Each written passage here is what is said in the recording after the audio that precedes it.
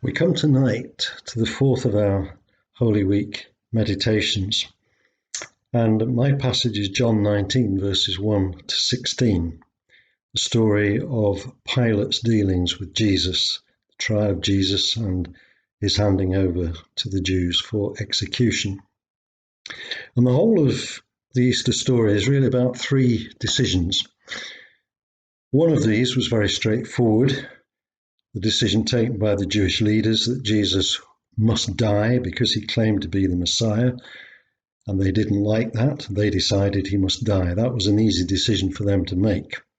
The other two decisions were less easy and less straightforward. One of those was the decision that Jesus had to make, and we've heard already about his agonizing in the garden over his fate. He knew what the consequences of his decision would be. He didn't want to go through it. He asked that God would take away the possibilities, but he said, nevertheless, in the end, not my will, but yours. But it wasn't an easy decision. And the third decision, of course, was that taken by Pilate. What to do with this carpenter, a man who he could find nothing wrong with. He could find no fault in him, according to Matthew 18 and verse 38. He didn't want to execute Jesus. Like Jesus, he didn't want to face up to the consequences of what he might do. He knew the possible consequences, and the consequence was endangering his own position.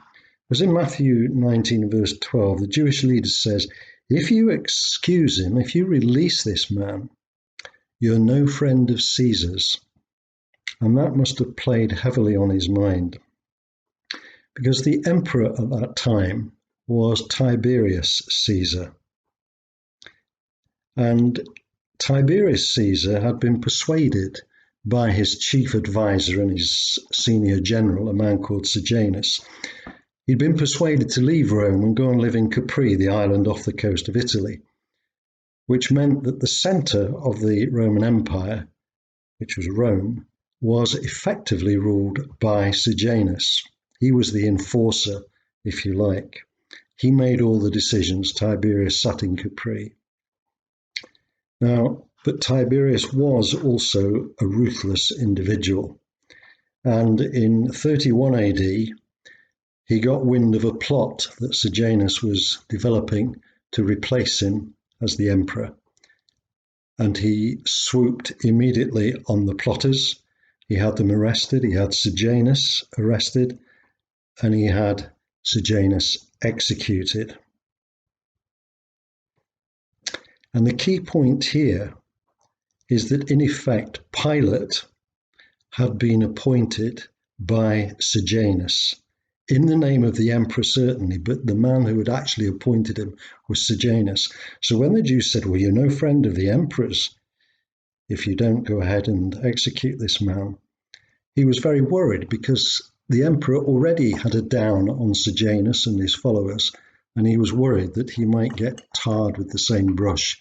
He couldn't afford, in other words, to take the risk of upsetting Tiberius by risking a rebellion from the Jewish leaders if he refused to go along with their plan to execute Jesus. So he caved in. He did the safe thing, although in his heart he may have believed something different. And the question that arises for us, of course, out of that is, when do we make those choices to do what's right rather than do what's popular or easy? Now, making the decision he did, Pilate subsequently was vilified in most Christian traditions, but it might surprise you to know, and it certainly surprised me, that in at least one Christian tradition, he's revered as a saint and a believer. 3 times in the passage in John 18 and 19, Pilate stressed that he found no fault in Jesus. 3 times. Interesting parallel with Peter, who actually denied that he even knew Jesus, and yet Peter found forgiveness. 3 times Pilate referred to Jesus as King of the Jews.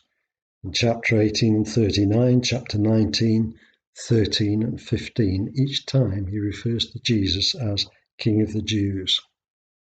Now, I don't know if he fully understood the significance of that title, but Jesus said in chapter 18, "You're right to call me a king." Now, there isn't enough evidence for us to be certain that Pilate believed in his heart that Jesus was king, but he certainly confessed with his mouth. And you will remember that the scripture teaches that the Father accepts anyone who believes in their heart and confesses with their mouth. And it's very easy to judge Pilate. He's one of the traditional villains in the Christian story, along with Herod and Judas Iscariot. But it's very easy to judge him as a man who opted to make the easy decision, the popular decision, rather than the difficult one, which might have caused him difficulties. But before we rush to judgment, before we rush to condemn him, let's remember that the entire canon of Scripture is full of individuals who made bad choices, bad decisions for bad reasons, and yet who still found forgiveness from the only one who is permitted to judge, God himself. And that's the message of Easter. No matter how badly we screw up, God's forgiveness is freely available.